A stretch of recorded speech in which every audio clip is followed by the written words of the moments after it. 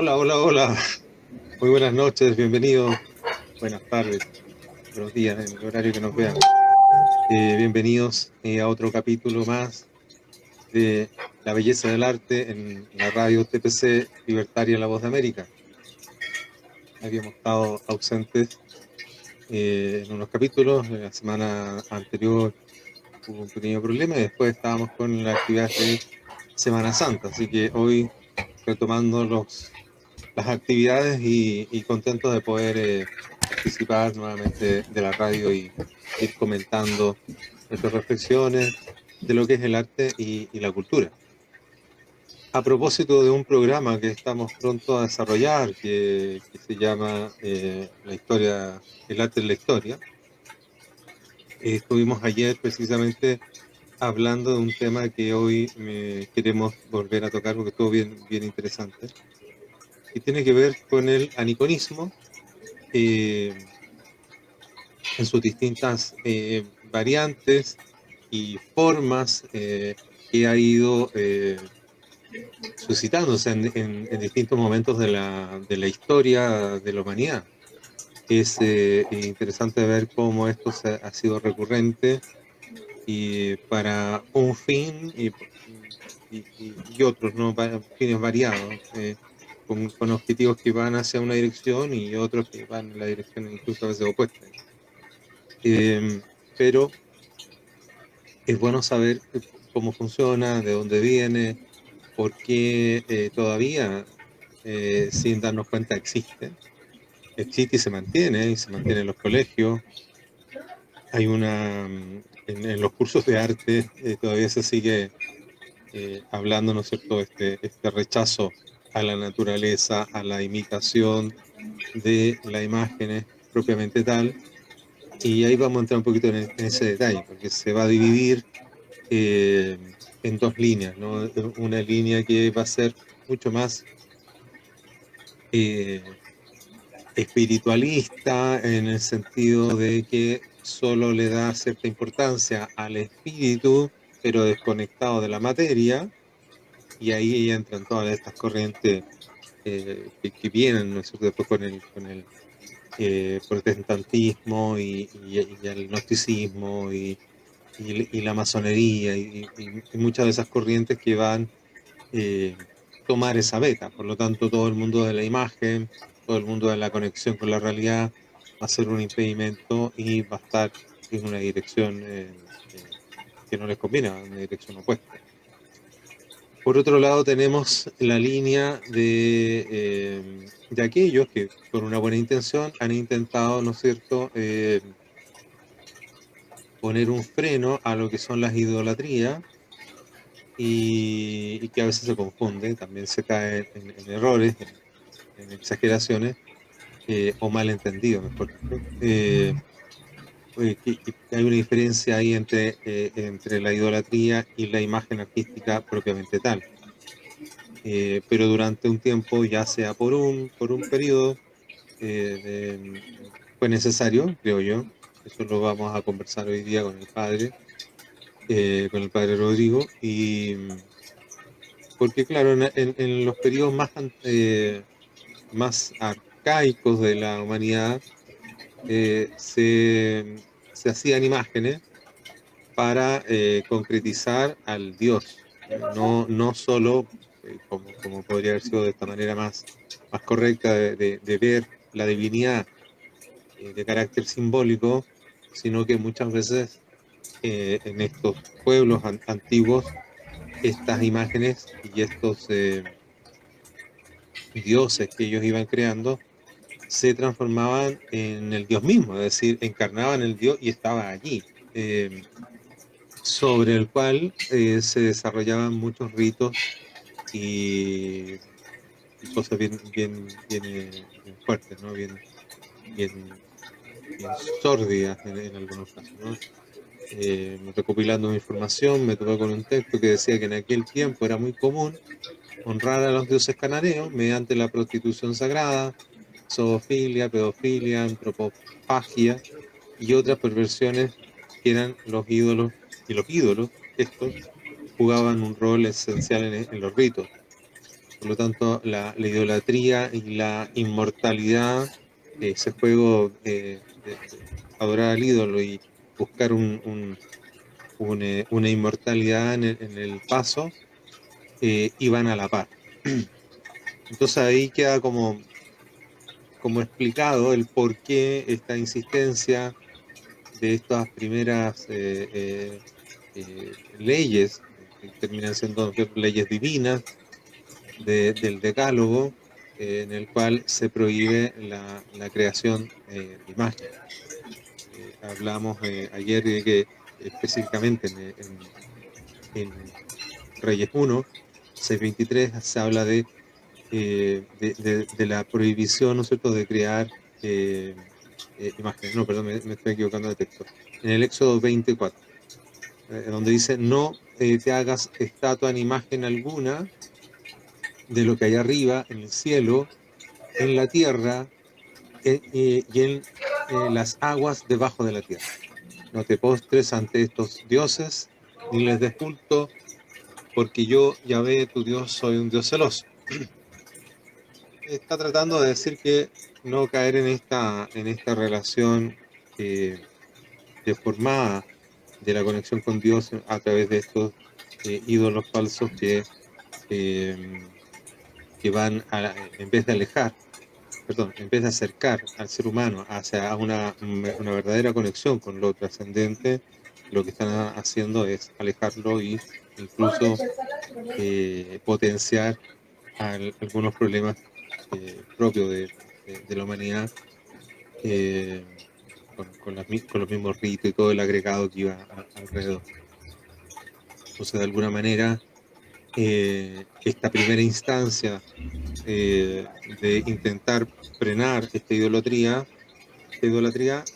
tiene, para mí, hasta cierto punto, una justificación clara de decir, no, no, no, o sea, las imágenes están bien, pero no pueden transformarse en ídolos. Eso yo creo que se va a expandir y de formas erróneas, porque también el canto, eh,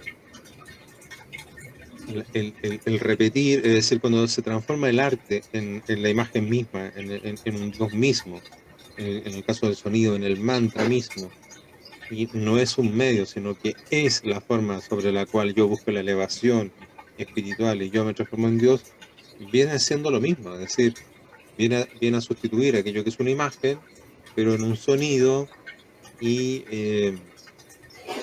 vuelvo a caer en el mismo error. Entonces no es un problema netamente de la imagen, sino que de la forma en que yo encaro esa imagen y también cómo se me está mostrando, ¿no? Quiénes la han desarrollado y para qué la han desarrollado.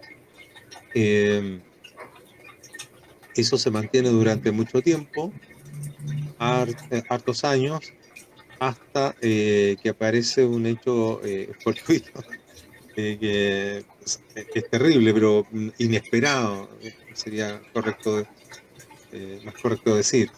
La invasión de lo que, bueno, el Imperio Romano ya era cristiano, ¿no es cierto?, del 313, pero alrededor de 400, 400 y algo, 440, había un rey persa que estaba haciendo su expansión, invadiendo distintas ciudades y pueblos. Llega a la ciudad de Edesa. Este emperador, este rey se llamaba eh, Cosroes, así lo conocían, ¿no?, como Cosroes. Y se enfrenta, tiene sitiada la ciudad de Edesa, y los cristianos, que eran ciudades todas cristianas, todo lo que era Turquía era cristiano, todo lo que era el Medio Oriente era cristiano. Eh, entonces, esa ciudad, eh, sitiada por el rey y viendo la suerte que habían corrido las otras ciudades que ya habían sido destruidas, invadidas, tomadas por los persas, eh, no se le ocurre más ya que una defensa militar, sino que además una defensa espiritual. Y ellos tenían en posesión la sábana santa, estamos hablando del año 440, que estaba depositada en un relicario de la cual se veía solo la cara, ¿no? Solo la cara de Cristo, y, y salen a defender la ciudad con la imagen en mano.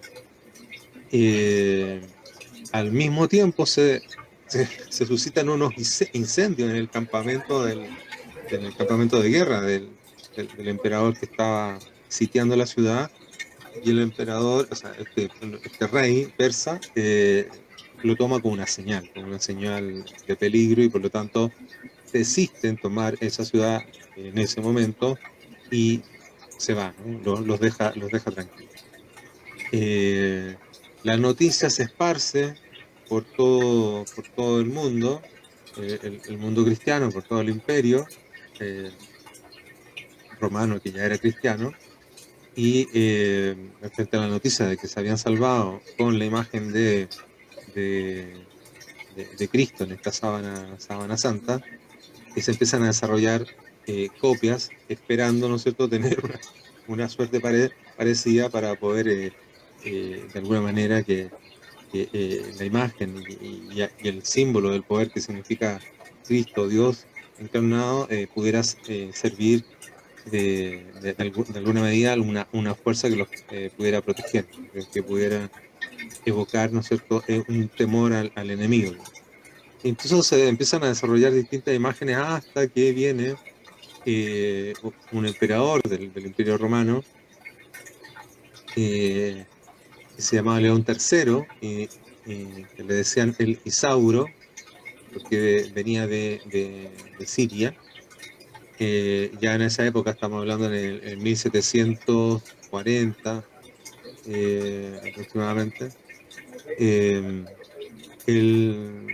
ya existía el Islam, y él, habiendo crecido, vivido en esa región, tenía esa influencia muy fuerte, tanto hebrea como islámica, y por lo tanto tenía una postura muy fuerte de estar en contra de toda imagen, porque esa era la tradición que se estaba dando en estas dos culturas, la hebrea y la islámica. Y, y él, cuando asume como emperador del Imperio Romano Cristiano, comienza una serie de reformas que tienen el nombre como las reformas iconoclasta, del año 1726 al 1729, y termina, ¿no es cierto?, con una serie de persecuciones, incluso de exiliar a varios sacerdotes o congregaciones de sacerdotes, y ese problema se mantiene, ¿no? Se mantiene durante mucho tiempo, hasta que viene otro emperador, que es Constantino VI, que por su corta edad asume como emperatriz regente Irene, y esta emperatriz, porque se habían suscitado guerras internas, revueltas, rebeliones, tanto en Italia y en otros lugares, por esto de estar persiguiendo a aquellos que tenían imágenes.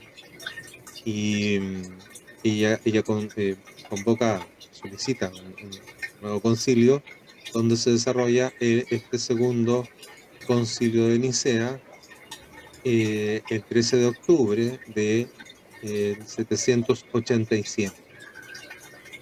Y ahí se desarrolla con muchos miembros importantes del mundo teológico, de la filosofía, de la teología, miembros de la iglesia, que van discutiendo las dos posturas, ¿no?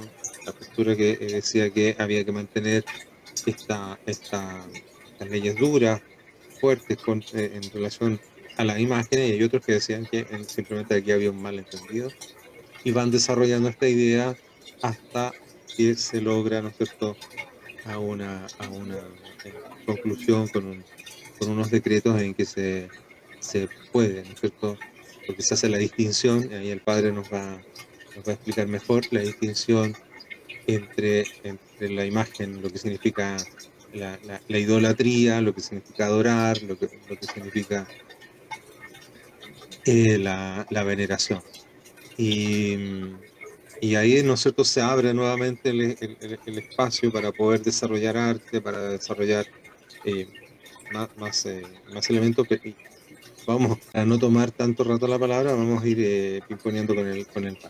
Interesante todo el recorrido histórico que has hecho, querido Ricardo. Es muy importante porque nosotros estamos hablando, es cierto, de mayor modo en el ámbito religioso, es decir, como si fuera un problema netamente religioso o únicamente religioso, y sin embargo tiene aristas en todos los aspectos culturales. Si uno vaya al desenlace de todo esto, es más evidente que hay cuestiones políticas, religiosas, filosóficas y artísticas que están ahí entre todo estos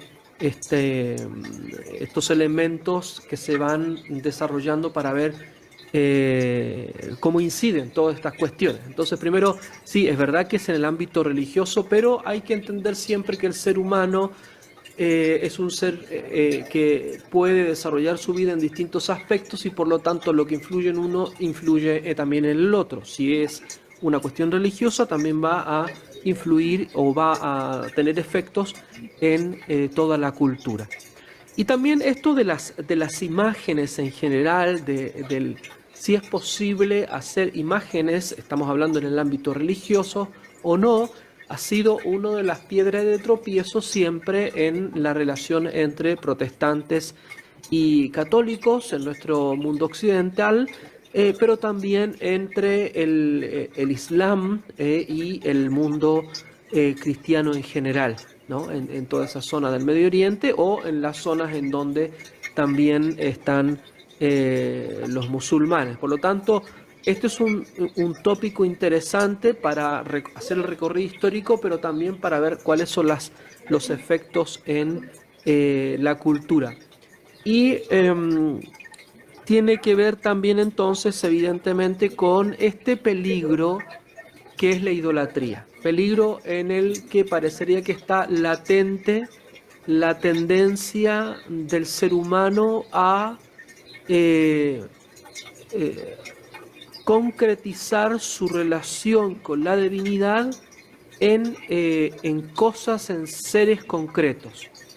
En algunas personas, en algunos grupos, en algunos pueblos, esto es más evidente y eso es lo que estamos poniendo de manifiesto ahora. La cuestión en el mundo hebreo, por ejemplo, en el mundo islámico y en el mundo cristiano, pero también esto de poner de algún modo, literalmente, de proyectar y materializar la relación con la divinidad por medio de cosas, es también lo que sucede hoy día en nuestro mundo contemporáneo. Y es normal que la gente en general, cuando ve que una persona está muy aprisionada por alguna cosa en donde va a proyectar todas sus esperanzas o todos sus gustos o todo su deseo de sentirse libre o pleno, lo va a poner en ciertos objetos o ciertas circunstancias, ciertas personas, etcétera, en entes, objetos, realidades, seres de este mundo. Entonces, esa tendencia también es lo que podemos vislumbrar hoy y que viene de todo este gran tema que es esta relación del ser humano con las cosas artísticas y a través de las cosas artísticas con Dios, ¿no? O con la divinidad en cualquiera de las civilizaciones antiguas. Y hay una cosa interesante que se ve, que recorre todas estas civilizaciones, que es precisamente, lo indicabas con un término que hace alusión a esto otro, que es estos estados hipnóticos o estos estados de una especie de transposición de la personalidad o de trascender de algún modo, ir más allá de nuestros estados comunes y corrientes, esta especie de repetición mántrica o del mantra, estos estados de trance, bueno, porque parecería que para poder usufructuar de esa cosa que comienza a ser una cuestión, un ídolo, necesitamos de algún modo también relacionarnos con ella en una especie de culto o ritual cuyo centro parecería que es la repetición sistemática para comenzar a levantarse de un estado como de normalidad. Y por lo tanto, en cualquiera de las civilizaciones nosotros vamos a encontrar esta especie de repetición sistemática, constante, para pasar de la conciencia racional y argumentativa a una conciencia supuestamente un poco más inconsciente, si pudiéramos usar esta expresión. Todo eso en el contexto de todo este tema, pues eso es un tema actual también, no es que estemos hablando de una cosa del pasado en donde después vino un mandamiento de Dios y dijo no, les prohíbo hacerse objetos porque esto pueden convertirse en ídolos. No, esto es un tema actual como lo estamos viendo hoy día en estos ejemplos que acabamos de dar y también en otros que tienen que ver, por ejemplo, con esta idolatrización de personas, de circunstancias, sobre todo en el ámbito de la industria cultural, y muchas veces también en la industria cultural del deporte. Yo creo que hay que conectar, hay que conectar de algún modo dos fenómenos que van de la mano. Por una parte, el problema, ¿qué es el objeto artístico? Nosotros vamos a hablar de, en el momento que estaba desarrollando esto ya en el medioevo cristiano, a partir del leonisáurico en adelante, lo que habéis mencionado, estamos hablando de la iconoclastía, ¿no? Los movimientos iconoclastas. Eso por una parte, ¿no? Iconoclastía es una palabra construida, icono es una obra que representa algo, o sea, presenta nuevamente otra realidad, que comúnmente se dice icono es una imagen, pero no es solo una imagen, sino que cualquier cosa que represente, o sea, que presente nuevamente una otra realidad. Nosotros normalmente traducimos iconoclastía por imágenes porque es el momento en la historia que más se conoce cuando se rompían las imágenes en este sentido, los mosaicos en primerísimo lugar, ¿no? Se sacaban piedra por piedra, los mosaicos y se esparcían o se tiraban a la basura o se hacían añicos. Bueno, romper por fragmentos y hacer añicos es la segunda parte de la palabra iconoclastía. Clastía es eso, romper hasta hacer añicos, que no quede nada de esa obra que represente para que no represente, o sea, para que no cumpla con esa función. Ese es el iconoclasmo. Pero entendamos que también puede ser ese icono, ese objeto que representa, puede ser cualquier otra cosa. Pueden ser los sonidos, pueden ser esculturas, pueden ser templos, y entonces ahí se nos comienza a amplificar las cosas. Pueden ser incluso la identidad de alguien, puede ser una persona misma, y así sucesivamente. Y por otra parte, lo otro es esta tendencia, que es la causa de esa iconoclastía, ese romper o fragmentar o cancelar, diríamos hoy día, las imágenes o las obras de arte. El problema, ¿cuál es? Esta otra palabra que es el aniconismo. A es una negación de iconismo o ícono. Ya dijimos que es una cosa que representa otra. Entonces, es decir, la postura ideológica, teórica, que después va a desarrollarse en la práctica con la iconoclastía, es la postura teórica que no puede entender cuál es la relación entre la obra de arte y lo que representa o el contenido y significado de esa obra de arte. Y ahí entonces entramos, de hecho, derechamente en la idolatría de la antigüedad y en todo el problema del lenguaje actual. Pensemos que hoy día basta cambiar la palabra para que el contenido de esa cosa cambie. Y ahí tenemos, por ejemplo, los miles de millones de tipos de género que todos se engloban en lo fluido. O sea, son cáscaras de palabras a los cuales yo le puedo poner otro contenido. Entonces, esa cosa ya no representa lo que debería representar, sino sustituye otra cosa. Bueno, ahí tenemos una comprensión de lo que, o una mala comprensión de lo que es la realidad humana de representar, y por lo tanto nos extendemos para el arte, para lo que tiene que ver con las obras de arte. Y, y lo que se está tratando de preservar acá es precisamente esa realidad de la obra. La obra es un signo que indica otra realidad. Y por eso que en la fórmula que derime la cuestión, que ya define la cuestión, sobre todo en el ambiente eclesiástico, religioso, cristiano, del medioevo, como has mencionado, ya en el 787 con el concilio de Nicea, lo que se hace es ver, a ver, ¿qué cosa es una obra de arte? Y sobre todo en el contexto religioso, si una obra de arte es capaz de indicarnos un contenido religioso o sagrado.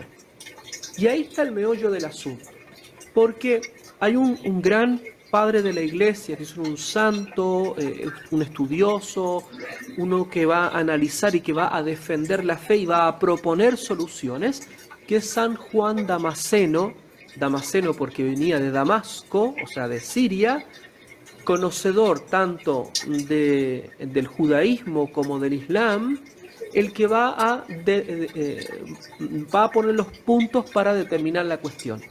Y digo estos datos de San Juan de Damasceno porque en el ámbito sirio, la representación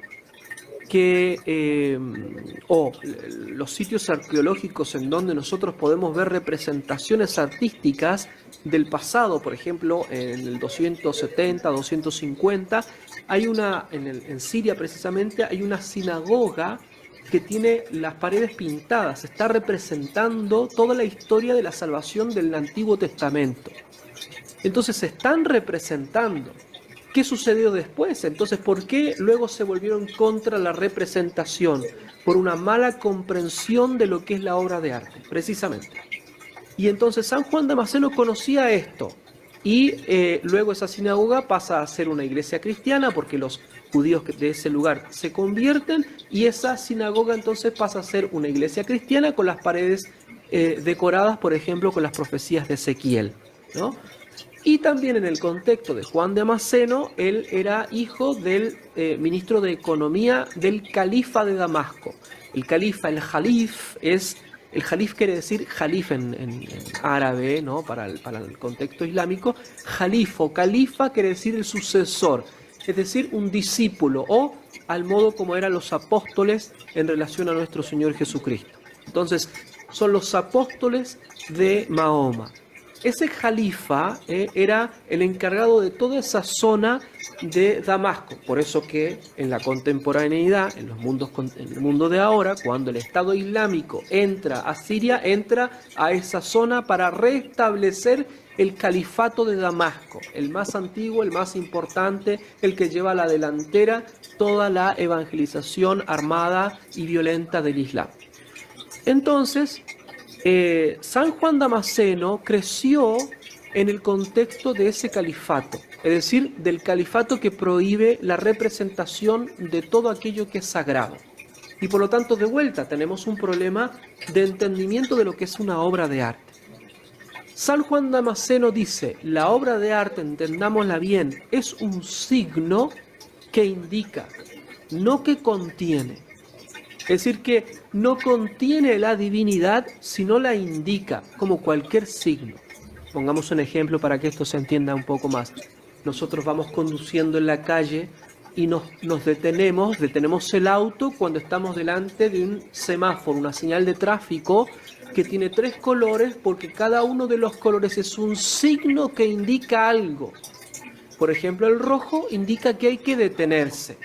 Bueno, son signos convencionales, es decir, nos hemos puesto de acuerdo para entender que el rojo, por distintas razones naturales, el color más fuerte del espectro, el que más llama la atención, nos diga, ok, deteneos, ¿no?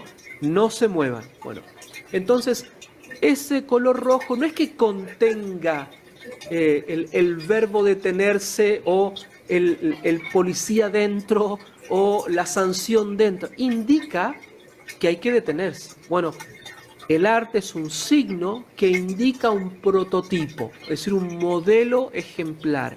Y ese modelo ejemplar es, en este caso del arte sagrado, Dios. Entonces no es que estemos circunscribiendo a Dios dentro de los límites de la materia, lo cual es absolutamente imposible, sino estamos ocupando ciertos códigos visuales para indicar su presencia real. Por eso es representa. Y al mismo tiempo que se determina, se define la cuestión de la posibilidad de la representación de obras religiosas, es cuando se estudia la realidad de nuestro Señor Jesucristo, verdadero Dios y verdadero hombre. Entonces, cuando nosotros vemos a nuestro Señor Jesucristo, ¿qué vemos? ¿Vemos un hombre o vemos a Dios? Bueno, las dos cosas, pero cada uno con su modo de manifestarse y sobre todo la divinidad a través de la humanidad de nuestro Señor. Entonces, no es que la carne física, el cuerpo físico de nuestro Señor haya limitado el ser divino, eterno e infinito, sino que es realmente que esa naturaleza asumida por la persona del verbo, ¿no?, que es divina, entonces va a remitirse siempre a esa realidad superior. Bueno, el arte, la obra de arte, es una cosa que nos va a indicar una cosa superior, una realidad superior, el prototipo. Y es interesante que San Juan Damasceno va a usar la filosofía aristotélica para poder ver la relación entre la forma y la materia. Es el problema del ilemorfismo, ¿no?, que luego se va a ir desarrollando con el tiempo hasta llegar a lo que nosotros conocemos en Santo Tomás de Aquino, cuando explícitamente va a hablar de la posibilidad de hacer obras de arte, de hacer iglesias, de hacer lugares de culto, porque nosotros los seres humanos necesitamos esas cuestiones, esas situaciones. Entonces, me extiendo, perdón, para que veamos el problema general y cómo es que de vuelta hoy en la modernidad, en la contemporaneidad, en la posmodernidad, el problema es la comprensión o la mala comprensión del arte. ¿Qué cosa es el arte? ¿Qué cosas son las obras de arte? ¿Qué tiene que indicar una obra de arte? ¿Y cómo tiene que educar y guiar al espectador, al receptor, a ese significado importante, si es que indica un contenido importante? Y por eso que podemos hacer un salto desde todo ese problema religioso a nuestro mundo contemporáneo. ¿Cómo es la situación de la obra de arte hoy? ¿Cómo es la situación de la imagen hoy? ¿La imagen representa una realidad objetiva o es solamente una presentación al modo de un simulacro? ¿Qué es lo que sucede con nuestras realidades? ¿O el arte nos guía a una realidad o nos separa más de ella hasta el punto, parecería, de cancelarla como se dirá hoy? Entonces, por eso que nos parecía conveniente, creo que, hablar de todos estos temas. No, muy bueno, muy bueno. Porque, claro, comencé contando esta historia, ¿no?, desde de la era arcaica, donde estaba el periodo del Antiguo Testamento y donde empieza a surgir esta forma de detener la idolatría, que me parece muy bien que así sea, digamos. Pero lo que viene después, ¿no es cierto?, es este proceso de malentender lo que va a ser la obra de arte. Habíamos hablado de que el propio Salomón recibe la orden de crear dos obras de arte. Una es un templo y la otra es el Arca de la Alianza, con una serie de detalles, con un querubín, con unas alas de 5 metros. O sea, ahí lo que están describiendo son imágenes muy concretas que en ese contexto obviamente no están intentando, como querían detener la idolatría, sino que ahí están simplemente apoyando la misma imagen, la cosmovisión de este Dios que les va a permitir encontrar una vida eterna.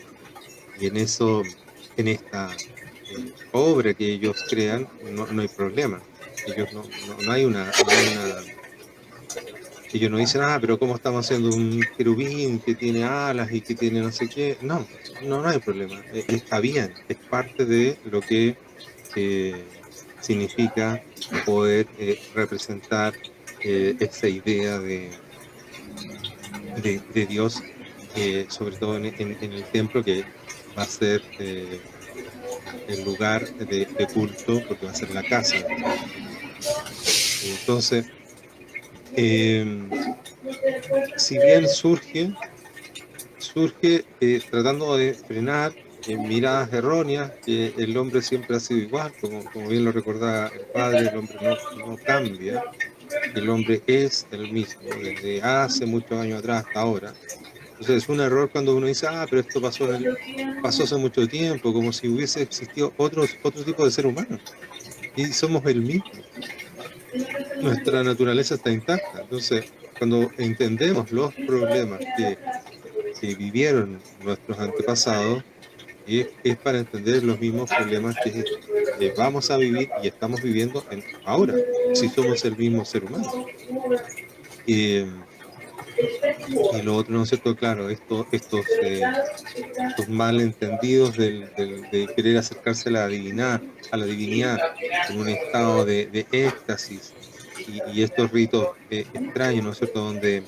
Donde utilizan este regalo que nos da la vida de tener un placer maravilloso en la relación del acto sexual u otros placeres que la misma vida nos otorga, que son una especie como de hipnosis, ¿no? Es como como un pequeño regalo, digamos, decir, mira, esto es y mucho más por donde se puede ir si es que uno sigue un camino de bien. Lo que hacen estas personas es simplemente tomar ese regalo y eh, eh, repetirlo, sumergirse en él una y otra vez, porque de alguna manera ellos están negando la posibilidad de que haya algo más. Ellos creen que es solo eso, ¿no? Entonces se sumergen en el placer cotidiano, momentáneo, transitorio, y lo agotan a tal punto en que al final ya no queda nada. Hay eh, hay una poetisa, filósofa antigua, no griega, que logró incluso vislumbrar eh, cosas muy importantes del mundo del mundo de la filosofía, eh, que termina siendo, bueno, la citan varios, ¿no? Incluso el mismo Aristóteles la cita en algún momento como una de las poetas. Platón dice que es la novena musa. Pero esta poeta que se sumerge en estas mismas prácticas de, de la búsqueda de estar en un trance, en un éxtasis, ya mayor, ya eh, no joven, sino que una mujer madura con las debilidades del cuerpo y la carne, hace una reflexión interesante cuando se ve a sí misma de alguna manera habiendo seguido un camino erróneo, que no puede, eh, que no, Safo se llama, ¿no? Eh, que no puede seguir ese camino. Entonces, ese camino, como todo estaba reducido a la materia, ese camino empieza a resultar dudoso. Sin embargo, logra rescatar un pensamiento que es importante cuando dice, lo que es bello es bueno y lo que es bueno llegará a ser bello. Eh, esa idea que ella la visualiza en el año 580 a.C., que una de las primeras frases que están escritas que empiezan a hablar de lo que nosotros después hemos continuado trabajando con el tema de los trascendentales. eh, Logró esta persona tener esa lucidez, ver algo de esto, sin embargo, sumergido en lo que era el mundo religioso pagano que le pasó la cuenta, ¿no? lo largo de una vida así dura, donde la materia se usa y se malusa y se abusa. Lo otro que era que en relación a la idolatría, me surgió el- la, la duda, porque hoy vemos muchos jóvenes que tienen prácticamente un altar en su pieza de de un cantante de no sé qué, de punk o de lo que sea, digamos, lleno de póster y, o sea, no sé si le prenderán velita, pero hay una relación ahí bien extraña, o otros que simplemente idolatran el dinero, digamos. El dinero es como su Dios máximo y es el porqué y el fin y agota todo su quehacer, está girando en torno a eso. Entonces, la idolatría, como bien explicaba el padre, no se acaba con simplemente tratar de anular la imagen, porque no se acaba. O sea, aquí estamos dando ejemplo de que eso se, se, se ramifica en muchas más áreas de lo que es el ser humano. Es un error interno, no es la cosa externa. Y la cosa externa en sí misma, eh, cuando es correctamente bien entendida, cuando el arte es bien hecho, no tiene por qué ni debe caer en la idolatría. Al contrario, hace todo lo opuesto. Eh, Evoca, convoca, llama, eh, hace una conexión con algo profundo, con algo mucho más verdadero de lo que anhela y espera el ser humano, acercarse y conocer. Entonces termina siendo una obra positiva, de bien, para toda la sociedad, para toda la humanidad en la que está inserta. Entonces esos problemas se estaban dando en aquel momento y, y bueno, se superan. No voy a dar la lata de dar la historia, pero se superan, se van desarrollando obras maravillosas. Tenemos todo, gran parte de lo que es el Renacimiento, todo lo que es el Barroco, y nuevamente, ya es interesante porque vamos llegando a lo que estamos ahora, nuevamente empieza, ¿no es cierto?, a producirse esta segunda lucha, eh, porque se empieza a producir esta mirada maniquea, ¿no?, en la separación entre el espíritu y la materia. Entonces la representación de la materia vendría siendo algo malo y se van aferrando a frases malentendidas de Platón o distintas cosas para justificar que una especie de desdén, de desprecio, incluso hasta odio de lo que es la realidad y de lo que es la materia, y para hacer que el hombre se centre solo en su interior. Y bueno, y ahí ya estamos de lleno en lo que es el arte contemporáneo, que antes de decir algo, antes de eh, trazar un dibujo en una tela, ya tengo la carga de toda la mirada del arte contemporáneo, que no debo y no puedo hacer un arte que se conecte, que se acerque a la realidad, a la misma creación. Me tomo de dos cosas que has mencionado, Ricardo. Tratando de entender el problema de la idolatría, de la respuesta a esta causa que es el aniconismo con este iconoclastía y todas las consecuencias que tenemos hasta el día de hoy. Yo creo que por una parte hay que entender los principios antropológicos, o sea, los principios que nos permiten entender quiénes somos y las finalidades que tienen nuestras facultades y todo nuestro ser seres humanos. El ser humano está compuesto, la naturaleza humana está compuesta de alma y cuerpo, un principio inmaterial y un principio material que tratan, se dicen coprincipios, o sea, la persona no es solamente alma y no es solamente cuerpo, son las dos cosas armónicamente compuestas para formar una persona.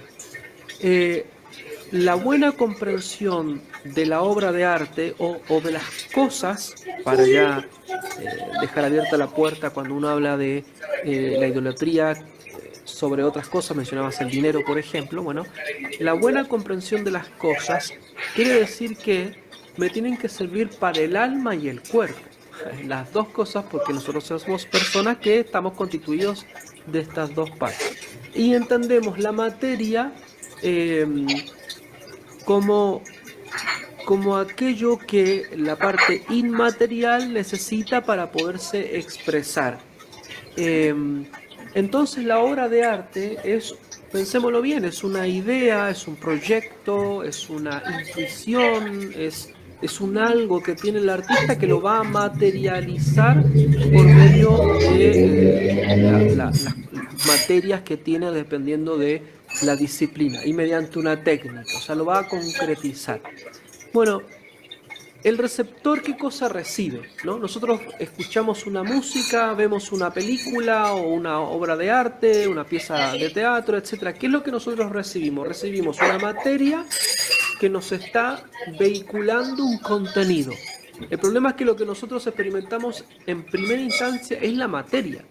Por lo tanto, muchas veces nos quedamos en esa experiencia material perdiendo el contenido.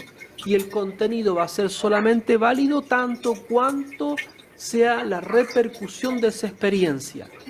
Y por lo tanto, una persona que mal entiende la relación con el arte va a tomar las cosas y va a quedarse en la experiencia de la cosa.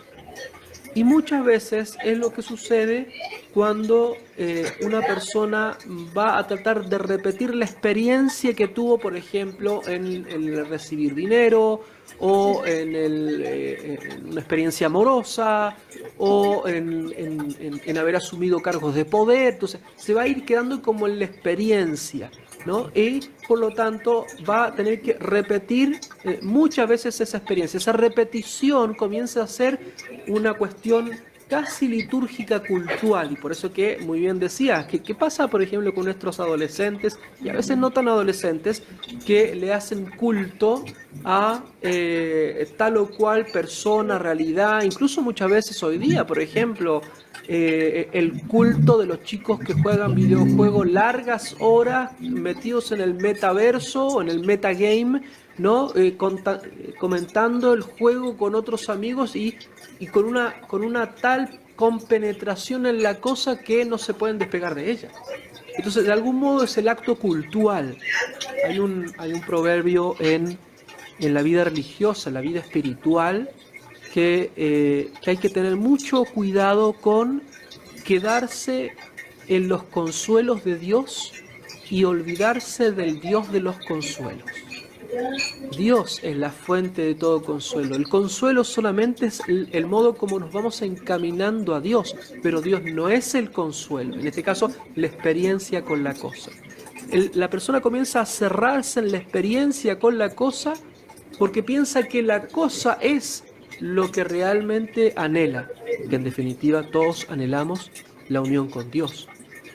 Y eso hoy día se acrecienta con otras dos frases que me gusta citar. Hay una que se le atribuye a San Agustín, que es: caído de Dios, caído de ti mismo. Es decir, mientras más nos vamos separando de Dios, mientras más nos vamos separando de la fuente de toda felicidad, de todo bienestar, de toda plenitud, más nos vamos al mismo tiempo perdiendo a nosotros mismos. No tenemos patrón, paradigma, no tenemos norte, no tenemos objetivo vital que nos sostenga en las acciones y nos permita evaluar los objetos y los medios que ocupamos para ir a esa unión con la divinidad. Y por otra parte, lo que dice Chesterton, aquel que deja de creer en Dios termina creyendo en cualquier cosa.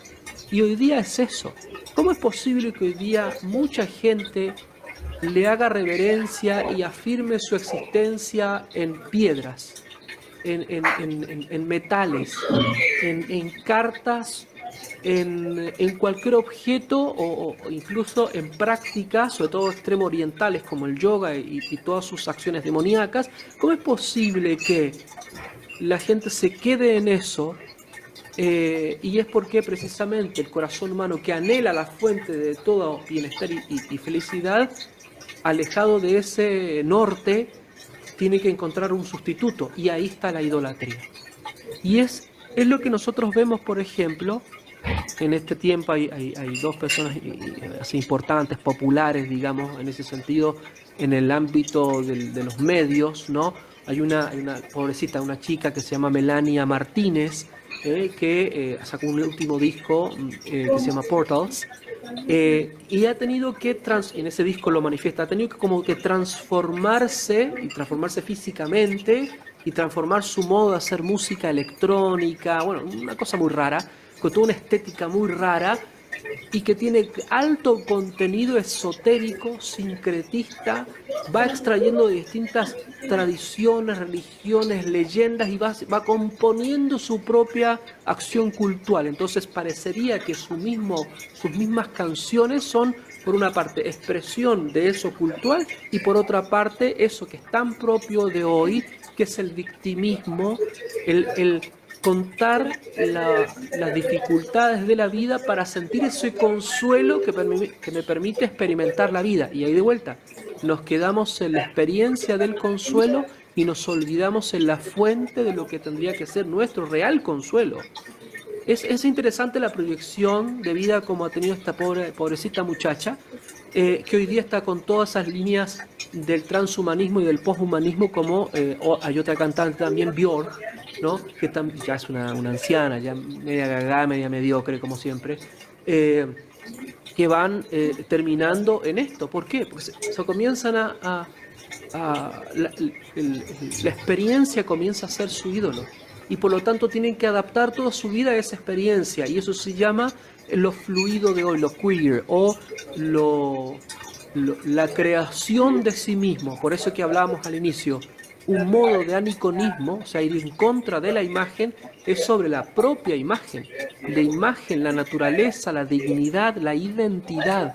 Eso es un modo de cancelar las imágenes, ya no una cosa externa, a mí mismo, para mañana comenzar a construir otra.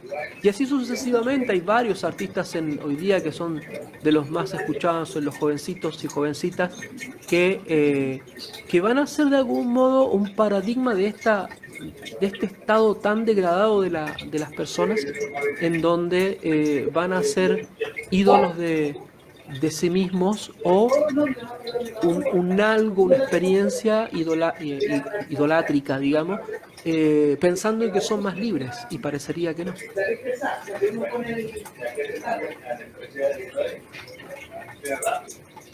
Sí, sí, seguro que no. Seguro que no. La libertad y la verdad los va a hacer libres, no, no al revés. Y mientras más se alejan de la verdad total, caen en esa segmentación, menos libres son, más presos de las distintas cosas que tenemos, ¿no? Temores, apegos, etc. Es muy distinto decir estar, ¿no es cierto?, como hablábamos la otra vez, estar, yo puedo estar preso, pero ser libre. El ser libre tiene otro nivel, tiene precisamente con esta capacidad que va a tener mi propio ser para acercarse a la verdad total. Y podría estar o no estar preso, eso son cosas, circunstancias externas.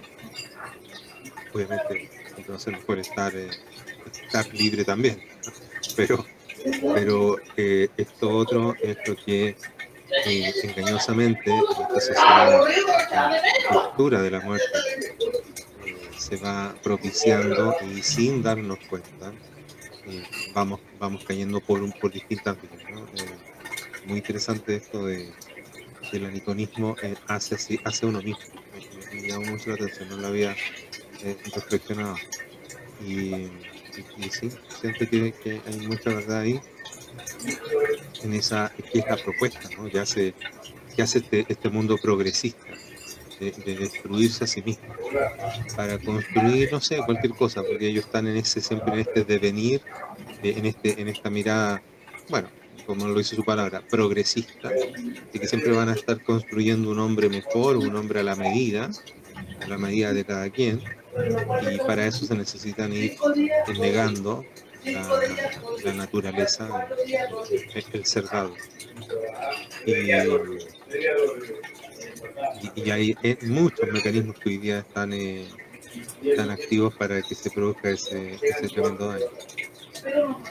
Bien, hemos llegado al final del programa, ha sido muy interesante, se me hizo muy cortito. Vamos a... Yo creo que un buen tema. Otro día podríamos continuar un poquito más en esto y profundizar. Pero bueno, lo vamos a ir viendo. Padre, quiero agradecer que nos haya acompañado hoy. Estamos con más diferencias de horario, así que es más difícil quedarte. ¿Algunas últimas palabras? Gracias a ti, querido Ricardo. Como siempre, sí, vamos a profundizar en estos temas, sobre todo en esto del aniconismo contemporáneo, que es muy interesante porque, en definitiva, lo peligroso es que la misma persona es la causa, o sea, el anicónico, y es el iconoclasta, o sea, el que se fragmenta y se destruye a sí mismo, ¿no? Como una de las vetas de la destrucción que quiere toda esta cultura o anticultura, ¿no? De la muerte. Así que es muy, muy interesante. Así que, bueno, gracias a ti, Ricardo, gracias a la radio que nos da este espacio tan importante para poder hablar de estos temas que no siempre se pueden abarcar en otros ámbitos.